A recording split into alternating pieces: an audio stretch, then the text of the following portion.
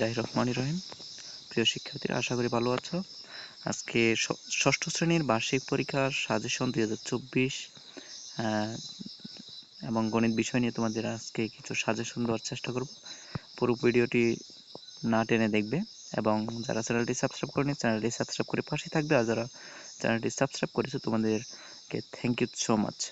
তো এখানে দেখো যে আজকে যে প্রশ্নগুলো তোমাদের জন্য তৈরি করেছি তোমাদের পরীক্ষার জন্য অনেক অনেক বেশি গুরুত্বপূর্ণ, কারণ এগুলো যদি তোমরা একটু ভালোভাবে বাসায় তোমরা প্র্যাকটিস করো, আশা করি তোমরা পরীক্ষার জন্য কিছুটা উপকৃত হবে এবং এখান থেকে আসার সম্ভাবনা রয়েছে।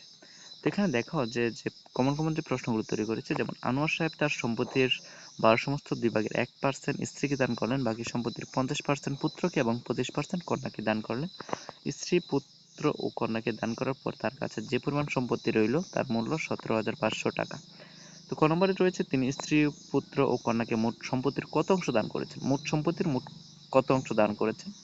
এরপর হচ্ছে আনোয়ার সাহেবের মোট সম্পত্তির পরিমাণ কত টাকা। তো একটি দোকানে দেখো, এরপর হচ্ছে 2 নম্বর একটি প্রশ্ন রয়েছে যে একটি দোকানে 1800 টাকার পণ্য 20% কমে বিক্রি করা হলো, 20%কে সাধারণ বাংলাংশে লঘিষ্ঠ আকারে প্রকাশ করো, পণ্যটি বিক্রয় মূল্য কত। পণ্যটি কত টাকা বেশি দামে বিক্রয় করলে 10% লাভ হতো। তারপর 3 নম্বর রয়েছে পিতা ও পুত্রের বয়সের অনুপাত, উত্তর 14:3, পিতার বয়স 56 বছর। তো পিতা ও পুত্রের বয়সের অনুপাত কি ধরনের অনুপাত। 5 বছর পূর্বে পুত্রের বয়স পিতার বয়সের কত ছিল, 4 বছর পরে পুত্রের বয়স পিতার বয়সের শতকরা কত হবে।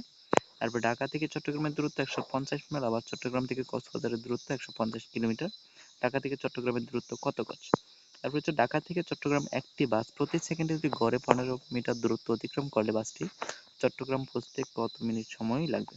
তো এখানে দেখো যে কিছু প্রশ্ন নিয়ে আলোচনা করলাম, আশা করি তোমরা এখানে বুঝতে পেরেছো। এরপরে তোমাদের উত্তরগুলো নিয়ে আলোচনা করবো। উত্তরগুলো পাওয়ার জন্য অবশ্যই চ্যানেলটি সাবস্ক্রাইব করে পাশেই থাকো। যারা চ্যানেলটি সাবস্ক্রাইব করেছো তোমাদেরকে থ্যাংক ইউ সো মাচ। তারপরে দেখো যে 5 নম্বর কি আছে, তোমাদের বাড়ির পুকুরটির দৈর্ঘ্য 550 মিটার ও প্রস্থ 520 মিটার। পুকুরের পাড়ে বিস্তার মেপে 4 মিটার পাওয়া গেল। তারপর রয়েছে দৈর্ঘ্য প্রস্থ বরাবর 2 মিটার পরপর গাছ লাগালে মোট চারা গাছের সংখ্যা কতটি। তারপর রয়েছে পাড়ের ক্ষেত্রফল কত বর্গ মিটার। একটি আয়তাকার বাগানের দৈর্ঘ্য বাগানটির প্রস্থের 3 গুণ অপেক্ষা 5 মিটার বেশি। ক নম্বর বলা হচ্ছে বাগানটির পরিসীমা নির্ণয় করা। তারপর রয়েছে বাগানটির প্রস্থ 3 মিটার হলে ক্ষেত্রফল কত তা নির্ণয় করা। এরপরে যে প্রশ্নটি রয়েছে 7 নম্বর, দেখতে পাচ্ছ এখানে একটি সমীকরণের অধ্যায় থেকে তোমাদের দেওয়া হয়েছে যে 2cx plus 5by plus az। এরপরে আরেকটি রাশিতে রয়েছে -4by minus 8cx plus f 5az।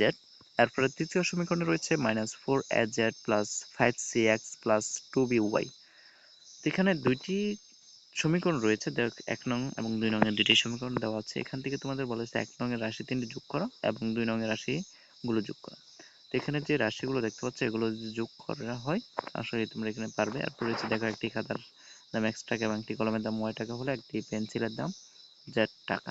একটি খাতা ও দুইটি পেন্সিলের দাম।